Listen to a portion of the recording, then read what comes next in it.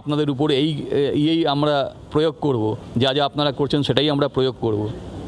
এটা এক ধরনের হুমকি।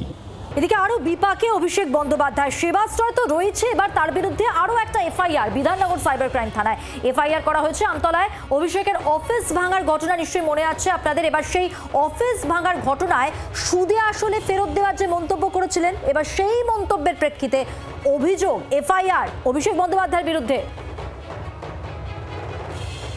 সাইবার পুলিশ স্টেশনে একটা এফআইআর হয়েছে। ওটা কি কমপ্লেন স্যার? ওটা যে আছে ওটা আপনারা পরে আমি বলতে, ঠিক আছে? কি এমন হলো যে আবার অভিষেক বন্দ্যোপাধ্যায়ের নামে অভিযোগ করতে হলো আপনাকে?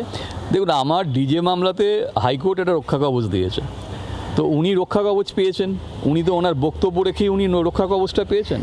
কালীঘাটে দাঁড়িয়ে উনি সাংবাদিক সম্মেলন করছেন, করে উনি বলছেন, প্রচ্ছন্ন একটা হুমকি দিচ্ছেন যে সমান ক্রিয়ার বিপরীত ক্রিয়া আছে। আমি 29-এ আমরা ক্ষমতা এলে দেখে নেব, আপনাদের উপর এই আমরা প্রয়োগ করব, যা যা আপনারা করছেন সেটাই আমরা প্রয়োগ করব। এটা এক ধরনের হুমকি। তো আমি আজকে একটা অভিযোগ করেছি, সেই অভিযোগের ভিত্তিতে এফআইআর হয়েছে। আগামী দিনে আমরা এই তৃণমূল কংগ্রেসের প্রতিষ্ঠাতা সদস্য এবং প্রাক্তন বিধায়ক মদন মিত্রকে আমি এই মামলাতেই আমি সাক্ষী করব। চুল ছিঁড়ে কি তার ভিতরে হালকা করে দেওয়া যায়? তবে এদের বিরুদ্ধে তো অভিযোগ বহুদিন ছিল, যারা করেছে এখন আমরা কি করতে পারি বলুন?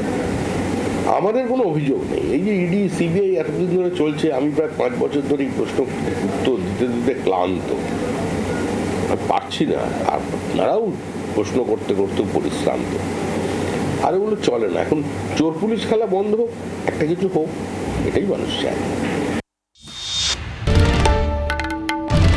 বাংলার আওয়াজ, বাঙালির আবেগ, জি 24 ঘন্টা।